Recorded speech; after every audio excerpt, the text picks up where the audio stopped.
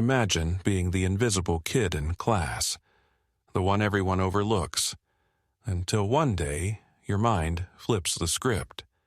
A brutal challenge from a strict teacher, a classroom full of doubters, and a quiet teenager who dares to rewrite the rules in front of them all. What happened next? It didn't just change his life, it changed how the world saw brilliance. Stick around, because this is the story of the boy who turned silence into power.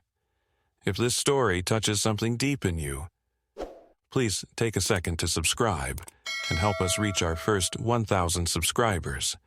Your support is what fuels us to keep writing stories that matter. Thank you so much for being here, for watching, and for believing in voices that are often unheard. The moment the door creaked open, the entire classroom seemed to hold its breath. Mr. Anders walked in with his usual sharpness, gray tie perfectly knotted, clipboard in hand, and eyes scanning the room like a hawk seeking its prey. It was Friday afternoon, and the air in the old public school building in Pine Brook, Texas, was thick with the scent of sweat, pencil shavings, and end-of-week fatigue. The clatter of keyboards and murmurs of half-hearted chatter instantly died down. Without warning, Mr. Anders slammed a thick textbook onto the desk at the front, the sound cutting through the silence like a thunderclap. If you're as brilliant as you think, Navarro, show us. Solve this. Every head turned. Eli Navarro, the lanky 16-year-old in the third row near the wall, looked up slowly from his spiral-bound notebook. He blinked behind his cracked glasses. His hoodie sleeves were pushed halfway up his forearms, revealing a mess of ink smudges and faint graphite marks that told stories of long nights filled with formulas and code. Eli wasn't the kind of student who volunteered. He wasn't loud, he didn't try to make friends. Most days, he buried his head in a worn-out laptop covered in faded stickers, Python, Ubuntu, and a blue sticker that read, "I debug, therefore I am." The class twisted in their seats to watch him, some smirking, others nudging each other, as if to say, "This is going to be good." Everyone knew Mr. Anders didn't like being challenged, and earlier that week, Eli had dared to question the logic of one of his problem sets. Politely, but clearly. It hadn't gone unnoticed. Now, the teacher had drawn a complex, multivariable equation across the whiteboard, one that mixed trigonometric functions, nested fractions, and a trick layer of logic error.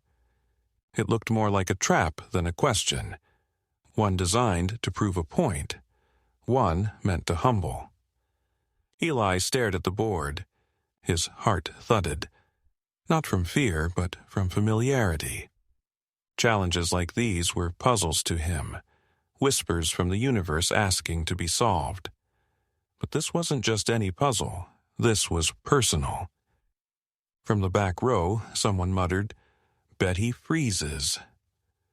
Another student whispered, "He always looks smart. Let's see if he really is." Eli's fingers tightened around his pen. His knee bounced under the desk. The weight of the room shifted, pressing on his chest. He could feel Mr. Anders's stare, piercing, expectant, daring him to fail. The classroom walls, covered in faded posters of historical mathematicians and inspirational quotes, suddenly felt like they were closing in. He took a breath, slow and deep, the kind his abuela taught him when anxiety would wrap around his lungs at night like a vice. Outside the window, the fall sun filtered through dusty blinds, casting long diagonal shadows across the room. Somewhere down the block, the hum of a freight train echoed faintly, a reminder that Pine Brook was the kind of town where nothing ever changed. Except maybe right now. Eli stood up, slowly, quietly. His chair scraped softly against the tiled floor. He didn't speak. He didn't speak. He walked toward the board, his sneakers making the faintest scuffing sound. The whole class watched, waiting for him to stutter, hesitate, or crumble. But Eli wasn't thinking about the eyes on him. He was thinking about the numbers, the symmetry, the subtle inconsistencies in the equation that hinted at misdirection, like bad code pretending to be clean. He picked up the dry erase marker, tested it on the corner of the board, and drew a clean vertical line through the middle of the equation. Someone snickered. Mr. Anders crossed his arms. Eli didn't flinch. This wasn't about showing off. It wasn't about proving the teacher wrong. It was about reclaiming something. Quietly, boldly, through logic. He began writing. First step, isolate the inner expression. The nested function wasn't just complex, it was flawed. A denominator that could be simplified through rational conjugates. Eli's eyes scanned each layer like reading code. In his mind, he wasn't in a classroom. He was in a debugging session, each line a step closer to clarity. Students leaned forward. They didn't understand what he was doing yet, but something about the confidence in his movement made them pause, made them wonder. Mr. Anders, on the other hand, was frowning. He didn't like what he saw. Not because Eli was wrong, but because he might be right. And right now, Eli Navarro wasn't playing by the rules. He was rewriting them. Eli's marker glided across the board, each stroke deliberate, each symbol a declaration.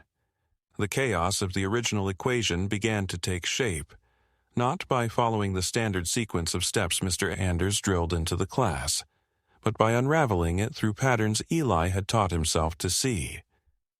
His classmates had gone silent. Even the habitual whisperers at the back, Mason and Devon, leaned in now, their usual smirks faded into curiosity. Eli, the boy with duct tape on his backpack and dirt on his shoes, was doing something no one expected. He paused briefly, not out of uncertainty, but to let the logic unfold. He saw the trick hidden within the nested function, how a variable cancellation left behind a simpler trigonometric identity. Something about the structure of the equation reminded him of a recursive function he'd written just last night to compress data sequences in a project he was building for fun.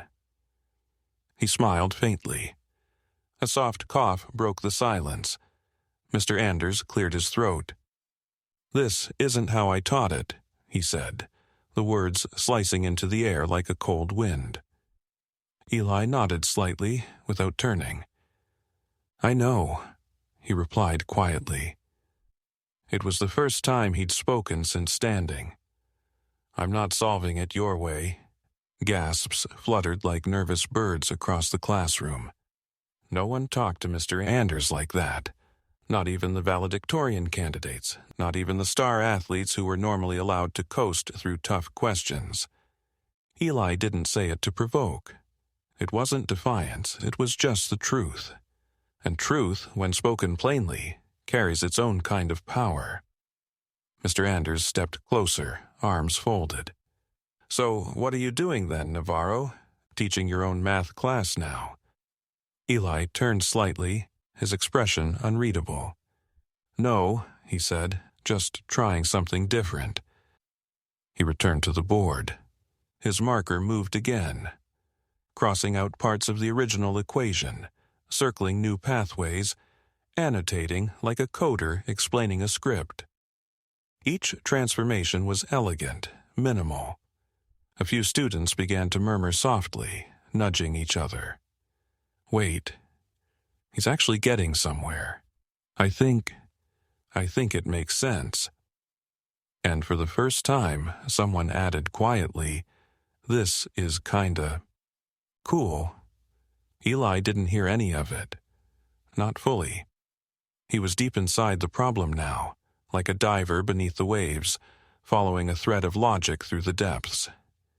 He remembered nights in his trailer, with a creaky oscillating fan buzzing above, and his little brother asleep beside him, while he scrolled through open-source forums, studying how algorithms solved real-world puzzles. The same focus he had then, he had now. This equation wasn't a trap, it was a puzzle. And puzzles, unlike people, didn't judge. He isolated a complex identity, simplified it, and folded the outer structure back into itself like origami, layer by layer, shape emerging from chaos. He underlined the final step, capped the marker, and stepped back. Done. No dramatic flourish, no smile, just completion. The class stared. Mason's jaw slackened slightly. Devon tilted his head. Even Mr. Anders stood still, lips tight, brow furrowed. He walked to the board, eyes scanning each line like a drill sergeant inspecting gear. He checked the original equation, then the final result, then the process. Finally, his eyes flicked to Eli. That's not incorrect. It wasn't praise, but it wasn't dismissal either. In Mr. Anders' vocabulary, that was practically applause. The room buzzed. Maria, a girl who usually stayed quiet and spent most of her time sketching in the back row, leaned forward and whispered, "That was insane." A low wave of whispers passed through the room like a ripple. Eli said nothing. He returned to his seat, sat down slowly, and opened his notebook. His hands trembled slightly, not from nerves, but from the energy of having stood up for something that mattered. He didn't look around. He didn't need to, because something had shifted. Not just in the classroom, but inside him. As Eli settled back into his seat, the hum of murmured conversations began to grow. The sharp edge of tension had dulled, replaced by something more fragile. Uncertainty, confusion, even curiosity. Some students exchanged glances. Others pretended not to care, but their sideways glances at Eli gave them away. Mr. Anders turned to erase the board, his motions stiff, deliberate. He didn't say another word about the solution. Whether he was impressed, unsettled, or challenged, no one could say. But his silence spoke volumes. For the rest of the class, time trudged on. Pages turned, pencils scratched, but something about the air had changed. Eli didn't try to analyze it.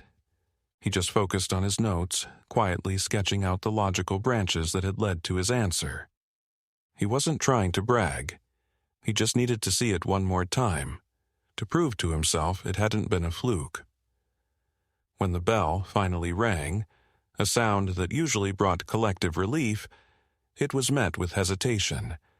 No one bolted for the door. Instead, students lingered. As Eli packed up, someone approached. Maria. She stood awkwardly at the edge of his desk, clutching her sketchbook against her chest. "That was really impressive," she said, almost too soft to hear. Eli looked up, blinked, and nodded. "Thanks." He wasn't used to people talking to him unless it was to borrow a charger or ask for notes. Maria hesitated. "You didn't just solve it. You saw something no one else did." Eli shrugged lightly. "I just looked at it sideways." That made her smile. "I think sideways is underrated." She walked away before he could respond, leaving behind a strange warmth in his chest. Not excitement, not embarrassment, just recognition. Something unfamiliar. He left the classroom quietly, the strap of his worn-out backpack slung over one shoulder. The hallway buzzed with life. Lockers slammed, sneakers squeaked. Friends laughed. But Eli walked through it like he always did, alone, unnoticed. Only this time, it felt different. There were glances, curious ones. Not mocking, not hostile, just interested. He passed Mason and Devon near the water fountain. They didn't say anything, but they didn't smirk either. In Eli's world, that was progress.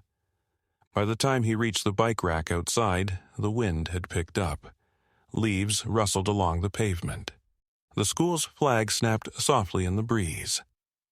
Eli climbed onto his rusty blue bike, 2 gears short of functioning, and pedaled toward home.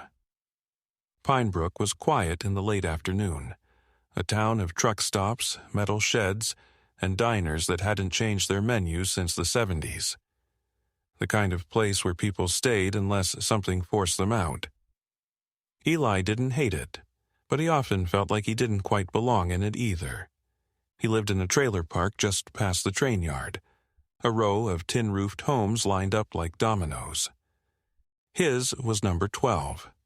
Small, dented, but clean.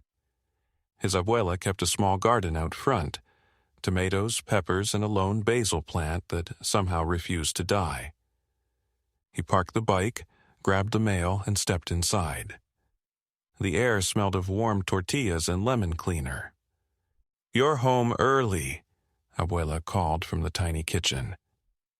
Eli dropped his bag on the couch and peeked in. She was stirring something in a pot, her silver hair tied in a loose bun, hands moving with practiced grace. "Yeah," he said. "Had kind of a big moment today." She turned, one eyebrow raised. "Did someone finally notice you're smarter than them?" He chuckled. "Something like that." He told her what happened. Not the whole thing, not the feelings, but the facts. The challenge. The solution. The silence. Abuela listened without interrupting, then turned down the heat and wiped her hands. "You've always had a mind built like a lockpick," she said. "You just needed the right door?" Eli sat at the small table, resting his chin in his palm. "It didn't feel like I won," he admitted. "Just like I didn't lose." She nodded. "Sometimes that's the first step, getting people to stop and look, to think. That's more power than most ever hold." He thought about that as he stared at the bubbling pot. Maybe today wasn't a victory, but it was something better. A beginning. The following Monday, Eli walked into school with his hoodie pulled low and headphones in his ears. The music wasn't playing. He just needed a buffer between him and the world. But the world, it seemed, had noticed. "Yo, Navarro!" Someone called from the lockers near the cafeteria. Eli glanced up, startled. It was Marcus, varsity football, king of loud jokes. He rarely spoke to Eli, ever. "That math thing, that was wild, man." Eli gave a half nod, unsure what to say. By the time he reached his locker, 2 more students had acknowledged him. Not mockingly, not sarcastically, with genuine respect. He wasn't used to it. By third period, whispers followed him into every room. Navarro cracked the Anders equation. "I heard Mr. Anders had to double-check his answer at home. Someone said he might submit it to the district contest."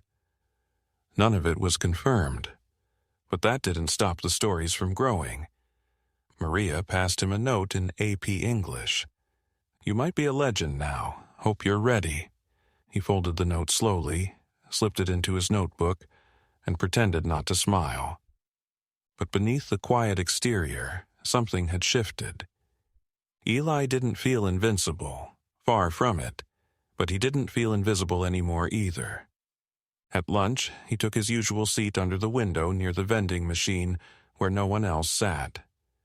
He liked the solitude, the view of the track field, the white noise, but this time someone joined him. Maria. She sat without asking, unwrapping a sandwich as if it were the most natural thing in the world. "You don't mind, do you?" Eli shook his head. "No, it's fine." They ate in silence for a minute, then Maria pulled out her sketchbook. "You ever notice how equations have rhythms?" Eli looked at her, intrigued. "Rhythms?" "Yeah," she said, flipping to a page of intersecting lines and shapes. "Like, when I draw patterns based on math, fractals, symmetry, the golden ratio, they feel like music. like there's a beat in the way things unfold. Eli blinked. Yeah, I know what you mean. He told her about the way he visualized code, how recursion felt like echoes, how algorithms had crescendos and resolutions like symphonies. And just like that, they were talking. Not small talk, not shallow filler, but real conversation. Something neither of them was used to. By the end of lunch, Maria looked at him and said, "You're not what I expected." "Neither are you," Eli admitted. For the first time in years, the rest of the day passed quickly. That afternoon, Mr. Anders called Eli to stay after class. The classroom emptied, chairs scraping, backpacks thudding. When the door closed behind the last student, the silence returned. Mr. Anders stood at his desk, arms folded. "I reviewed your solution again," he said. "You found an approach I hadn't considered." Eli stayed quiet. That doesn't happen often. Still, Eli said nothing. Mr. Anders walked to the board, picked up a marker, and underlined one of Eli's intermediate steps. "This transformation, it's non-standard." Eli nodded. "It's something I pieced together from open-source problem sets. It's not in our textbook." Mr. Anders looked at him for a long moment. "Would you be interested in entering the State Math Invitational? As a representative of Pinebrook?" "What?" "It's selective. Most schools don't even qualify. But with your method, and if you're willing to explain it in writing, we might have a shot." Eli swallowed hard. I'd have to think about it." Mr. Anders nodded. "Of course, but I need an answer by Friday." Eli walked out of the room with his mind spinning. He had always worked in shadows. In silence, on problems no one assigned him. Now, someone wanted to spotlight that. To use his work, maybe even reward it, it was overwhelming. When he got home that evening, Abuela was on the porch, sipping tea from her chipped mug. "You look like you saw a ghost," she said without looking up. "Worse," Eli muttered. "I saw potential." She laughed. A soft, proud sound. "That's scarier than ghosts sometimes." He sat next to her, watching the wind bend the tops of the trees. In his pocket, Maria's note pressed against his leg like a second heartbeat. For the first time, the door was open, but stepping through it would require more than solving equations. It would mean choosing to be seen. The rest of the week passed in a blur. Every hallway felt narrower, every conversation louder. Eli had always navigated school like a ghost, unseen, untouched, unnoticed. But now, the spotlight was uncomfortably real. Posters for the State Math Invitational appeared on the bulletin boards. A few students asked him if he'd really been invited. One even asked if he'd tutor them. He didn't say yes, but he didn't say no either. By Wednesday night, Eli sat alone in the dim light of the kitchen, flipping through his notes. The pages were filled with equations, logic trees, algorithm sketches. But for the first time in a long while, the numbers didn't bring peace. They brought pressure. He stared at the form Mr. Anders had handed him. The deadline was 2 days away. All he had to do was sign it. That's it. And yet, he kept hearing the voice of doubt. You only got lucky once. What if you can't do it again? What if they all expect you to be brilliant and you disappoint them? The whisper was relentless. He slammed his notebook shut and stood. The trailer felt too small, too hot. He stepped outside into the crisp night air. Stars blinked faintly above the town's hazy glow. The distant howl of a train reminded him the world kept moving, with or without him. He needed a distraction. Eli ducked into the tiny back room, the one where his old computer sat. Scratched desk, tangled cables, and an outdated keyboard with 3 missing keys. He powered it on, not to study, but to build. He opened his terminal window, began typing, and got lost in code. The hours slipped away. He was building a new type of puzzle generator, something he'd dreamed of but never had time for. A program that didn't just create math problems, but personalized them based on how people thought. Adaptive, intuitive, challenging. A teacher in a box built by a student. By midnight, the prototype was working. And for the first time that week, Eli smiled. The next morning, tired but focused, he approached Mr. Anders after class. "I'll enter the invitational," he said. The teacher nodded. "Good, but I want to do it on my terms." Anders raised an eyebrow. "What does that mean?" Eli took a breath. "I want to submit my own problem set as part of the application. Something different. Something real." Mr. Anders hesitated, then gave the slightest nod. "Show me what you've got." That afternoon, Eli worked through lunch, sketching out a prototype of his adaptive puzzle system. Not just to impress, but to prove, to himself most of all, that he had something worth saying. Meanwhile, word of his decision spread. Maria found him in the library during 7th period and slid into the seat across from him. "You're doing it," she said, voice low but warm. "Yeah." "Scared?" He nodded, terrified. "Good," she replied, grinning. "Means it matters." They sat in silence, side by side, the way people do when words aren't needed. At home that night, Eli showed the prototype to his abuela. He expected confusion, but instead she leaned forward, eyes shining. "You built this?" she whispered. "Still a rough version," he said. "But yeah." She nodded slowly. "You know, some people wait their whole lives for a moment to prove who they are. And you," she added, placing a hand on his shoulder, "you've already had yours. Now this is what comes after." He looked at the screen, at the scrolling lines of code, the pulse of logic running through the interface. For the first time, Eli didn't just want to win the competition. He wanted to rewrite how people learned to think. The day of the State Math Invitational arrived faster than Eli expected. He woke before dawn, the sky still dark and silent outside his window. His abuela had already packed his backpack, water bottle, protein bars, and a folded slip of paper with a handwritten note. "Recuerda quién eres." Abuela. Remember who you are. He tucked it into his pocket without reading the rest. Just holding it was enough. At the school parking lot, a yellow bus waited with District 12 Invitational printed in bold across the side.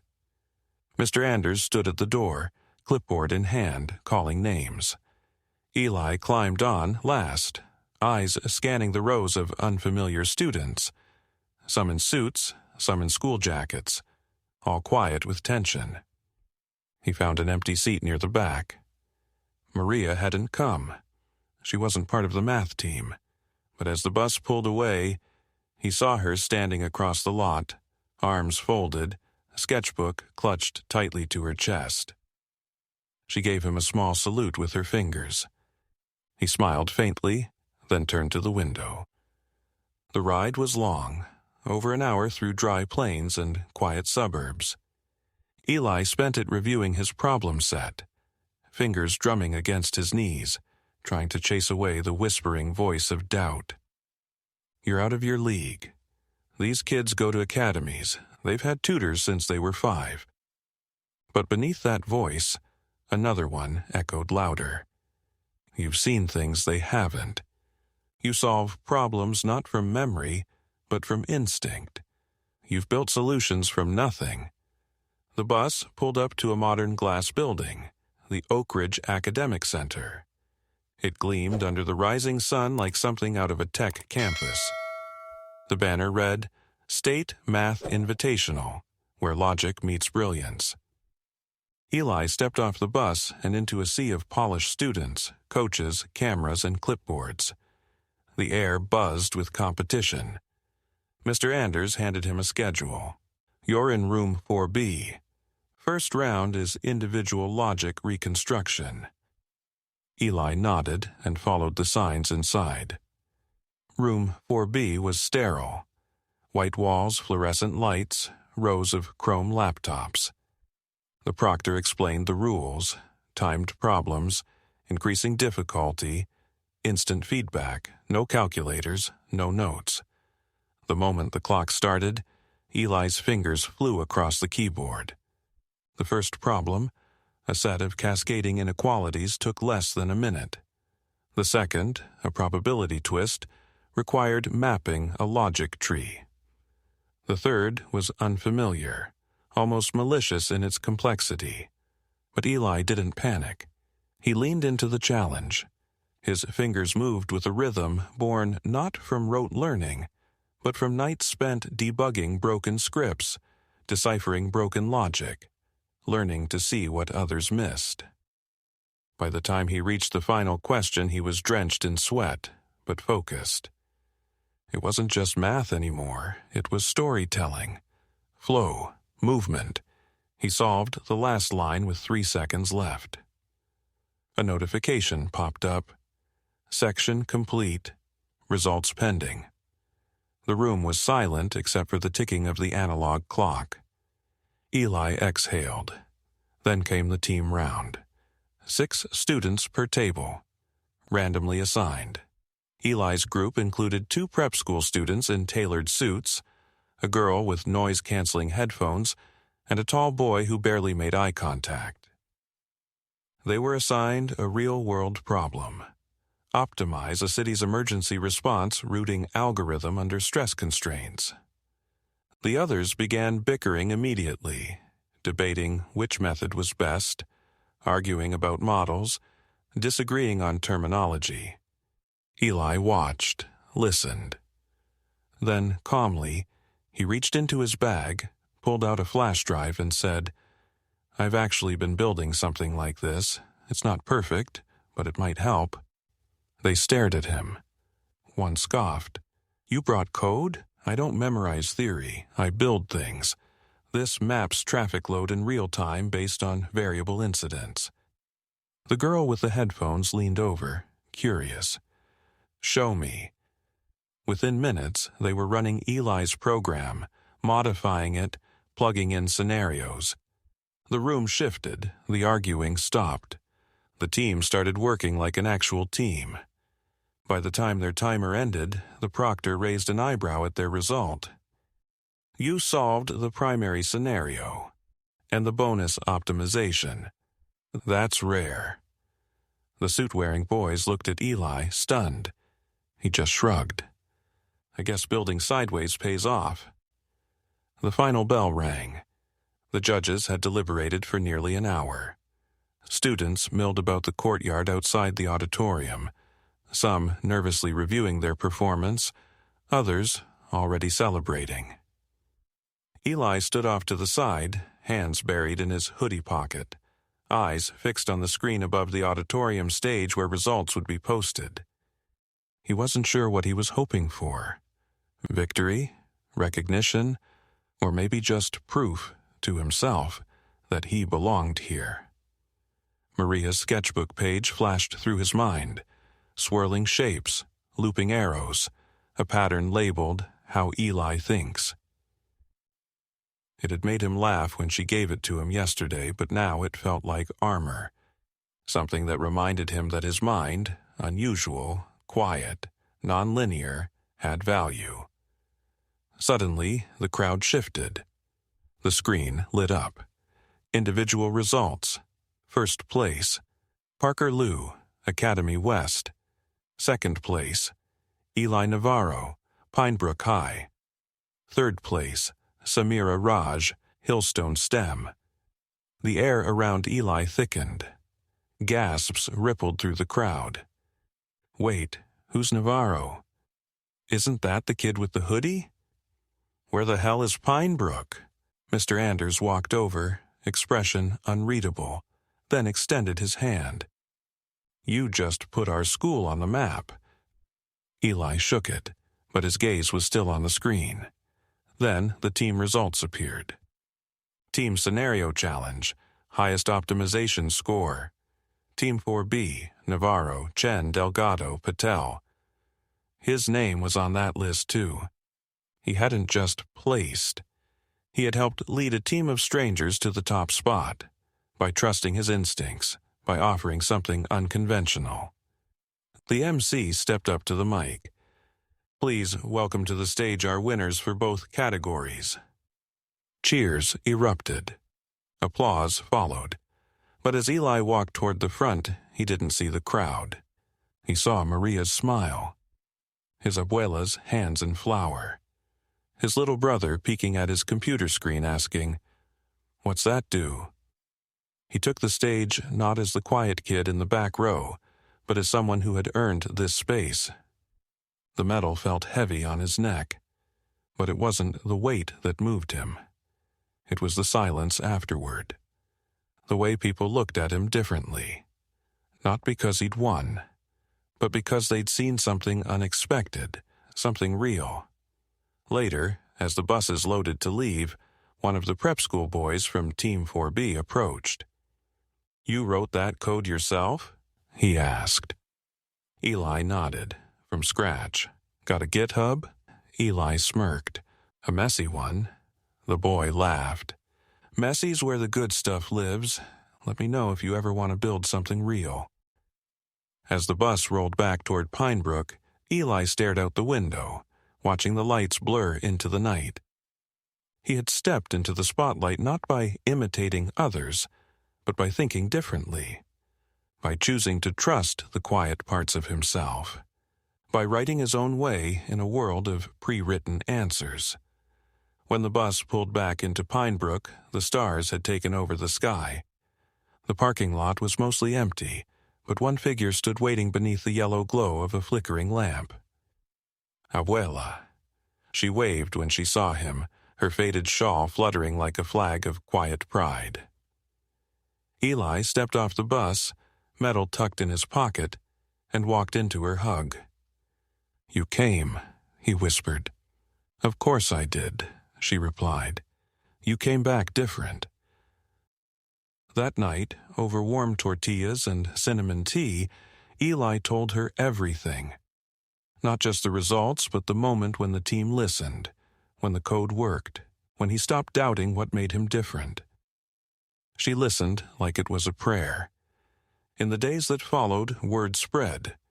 Pinebrook High hadn't had a state-level math winner in decades.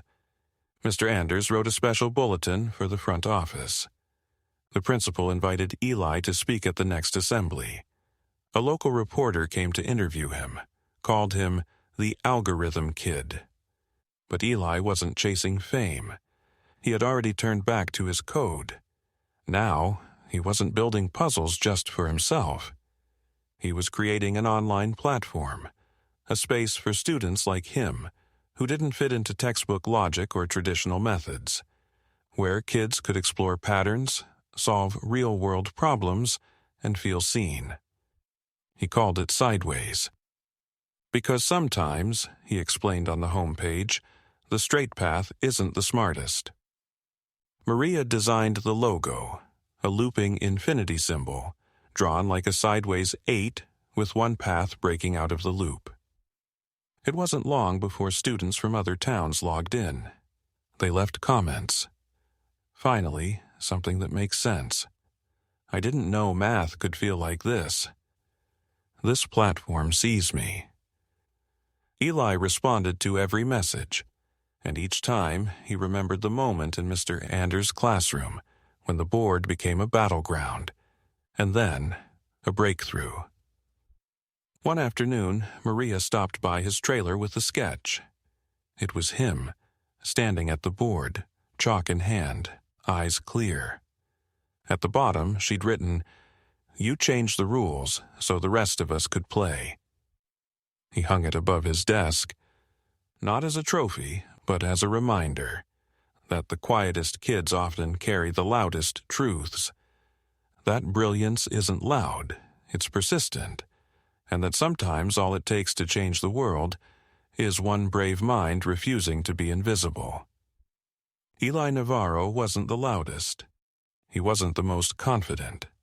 But when the moment came, he didn't back down. He faced judgment, he faced pressure, and he chose to believe in his mind, even when no one else did. This isn't just a story about math. It's about courage, creativity, and quiet power. If this story touched your heart, please help us reach our first 1,000 subscribers. That simple click gives us the strength to keep creating stories like this.